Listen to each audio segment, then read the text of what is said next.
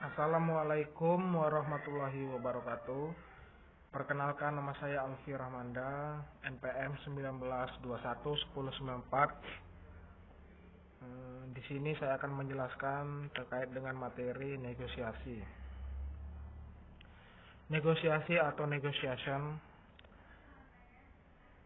Pengertian dari negosiasi yaitu perundingan, bermusyawarah, bermufakat, dalam kurung perundingan, yaitu orang-orang yang melakukan perundingan disebut negosiator. Menurut Gary Gopester mengemukakan, negosiasi merupakan proses upaya untuk mencapai kesepakatan dengan pihak lain, suatu proses interaksi dan komunikasi yang dinamis dan beraneka ragam, dapat lembut dan bernuansa sebagaimana manusia itu sendiri. Orang bernegosiasi dalam situasi yang tidak terhitung jumlahnya, di mana mereka membutuhkan atau menginginkan suatu yang dapat diberikan ataupun bertahan oleh pihak atau orang lain.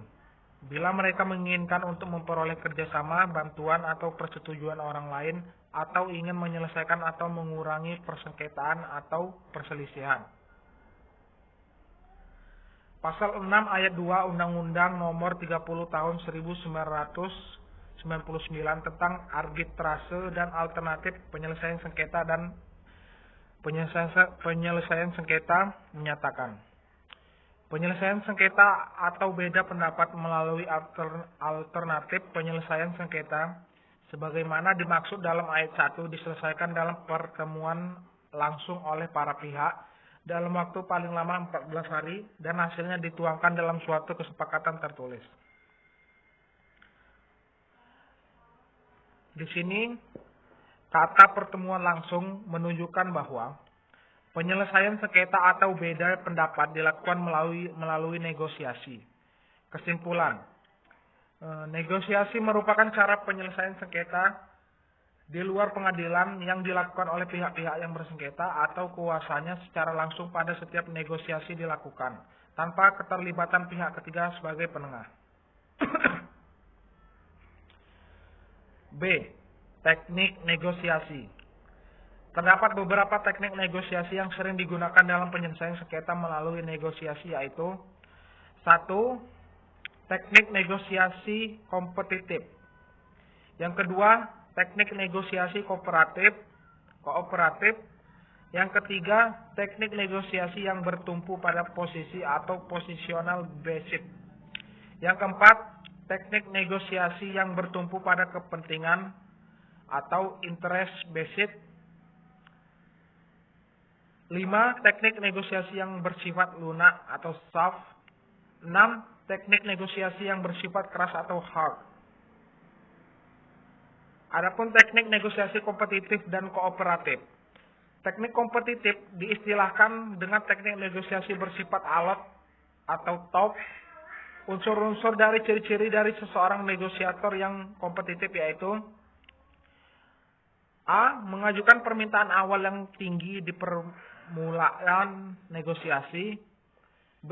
Menjaga tuntutan agar tetap tinggi sepanjang proses negosiasi dilaksanakan. C. Konsesi yang diberikan sangat langka atau terbatas.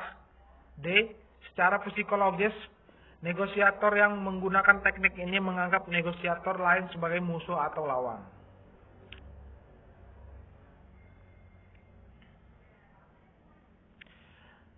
Kebalikan dari teknik kompetitif adalah teknik kooperatif, yaitu menganggap pihak negosiator lawan opposing dalam kurung opposing party bukan sebagai musuh melainkan sebagai mitra kerja untuk mencari kesepakatan.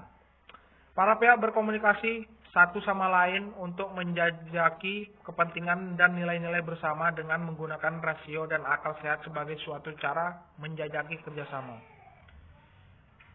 Hal yang dituju oleh seseorang negosiator kooperatif adalah penyelesaian yang adil berdasarkan analisis yang objektif serta atas fakta-fakta dan hukum yang jelas dan saling mempercayai.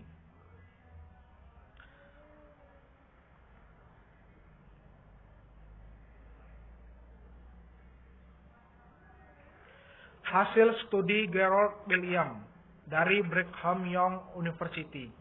Untuk menelusuri efektivitas penggunaan kedua teknik negosiasi tersebut di kota Phoenix, Amerika Serikat, yang hasilnya bahwa tingkat presentasi kegagalan dalam kurung tidak mencapai kesepakatan atau deadlocks lebih banyak dialami oleh negosiator yang kompetitif dibanding dengan negosiator yang kooperatif. Yang pertama, negosiator kooperatif yang berhasil mencapai kesepakatan berjumlah 84% dan meneruskan penyelesaian kasus ke pengadilan jumlah 16%. Negosiator kompetitif yang berhasil mencapai kesepakatan hanya 67% dari kasus mereka dan 33% diselesaikan melalui pengadilan. Angka tersebut di atas menunjukkan bahwa jumlah presentase kegagalan negosiasi kompetitif lebih besar daripada negosiasi kooperatif. 2. Teknik negosiasi lunak, soft dan keras.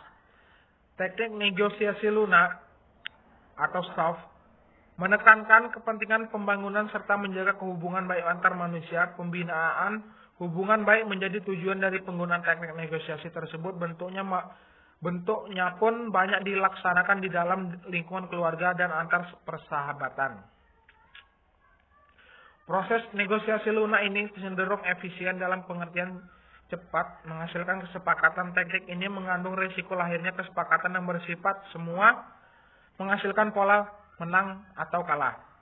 Dalam teknik negosiasi keras atau hard akan bersifat dominan jika berhadapan dengan negosiator lunak. Negosiator keras di suatu pihak akan berusaha tidak memberikan konsesi dari menggunakan ancaman. Di pihak lain, negosiator lunak akan memberikan konsesi untuk sekedar mencegah konfrontasi dan bersikeras untuk mencapai kesepakatan. Proses negosiasi yang demikian akan menguntungkan pihak negosiator keras serta menghasilkan kesempatan yang berpola menang kalah.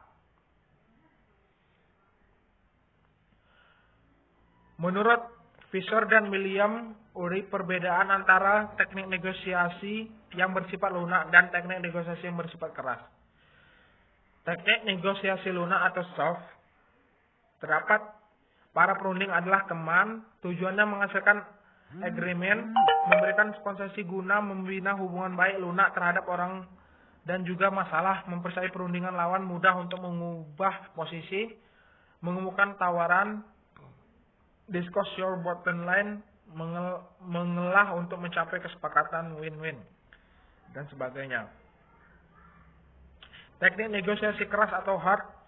Yang pertama, para perundingan dianggap musuh, tujuannya mencapai kemenangan, menuntut konsesi sebagai persyaratan dari pembinaan hubungan baik, keras terhadap masalah dan orang, tidak mempercayai perundingan lawan, memperkuat posisi, mengemukakan ancaman, mislead to your bottom line, menuntut perolehan sepihak sebagai harga dari kesepakatan sama dengan win-loss, dan sebagainya. Teknik negosiasi interest based. Perbedaan teknik negosiasi yang bersifat lunak dan keras mendapat tanggapan dari effort negotiation project yang mengembangkan principled negotiation. Teknik principled negotiation ini merupakan jalan tengah dari teknik negosiasi yang lunak dan keras tersebut agar menghasilkan kesepakatan yang dapat dilaksanakan dan diterima oleh kedua belah pihak. Principled negotiation. People, pisahkan orang dari masalah. Konsentrasi perlawanan terletak pada masalah bukan pada orang. Prinsip kerjasama di antara para pihak sebagai mitra kerja. Interest, memfokuskan pada kepentingan, tidak mempertahankan posisi. Option, memperbanyak atau mengembangkan alternatif solusi guna mencapai kepentingan bersama. Jawaban masalah lebih dari satu. Pola pikir kerjasama dalam memecahkan masalah. Sebenarnya jangan berpola pikiran penyelesaian masalah hanyalah urusan satu pihak saja. Kriteria dan standar yang objektif dan independen bagi pemecahan masalah. market value, presiden, custom, or law. Proses pelaksanaan negosiasi, menurut Gerald Williams, menyimpulkan bahwa proses pelaksanaan negosiasi melalui tahap-tahap yaitu 1. Tahap orientasi dan mengatur posisi, 2. Tahap argumentasi, 3. Tahap keadaan darurat dan krisis, 4. Tahap kesepakatan atau upaya pilihan. Howard Raifa menyatakan terdapat beberapa penahapan proses pelaksanaan negosiasi yaitu 1. Tahap persiapan, 2. Tahap tawaran awal atau opening gambits, 3. Tahap pemberian konsensi atau the negotiated dance, 4. Tahap akhir permainan, end play.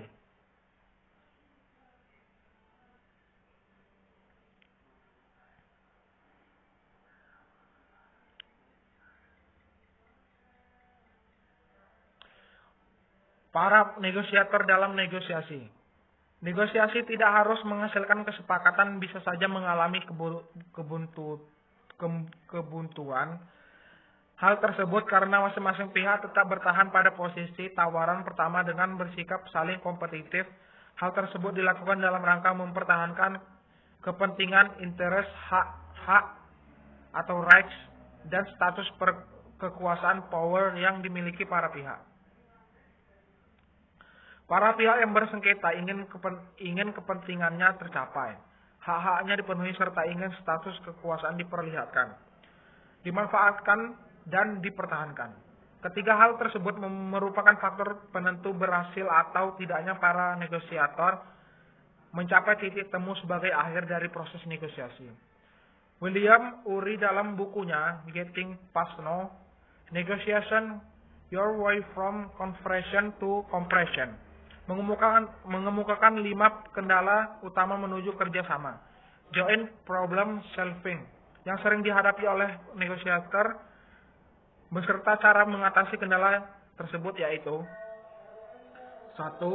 Reaksi kita atau your reaction, 2. Emosi mereka atau their emotion, 3. Posisi mereka atau their position, 4. Ketidakpuasan mereka atau their expectations, 5. Kekuatan mereka atau their powers.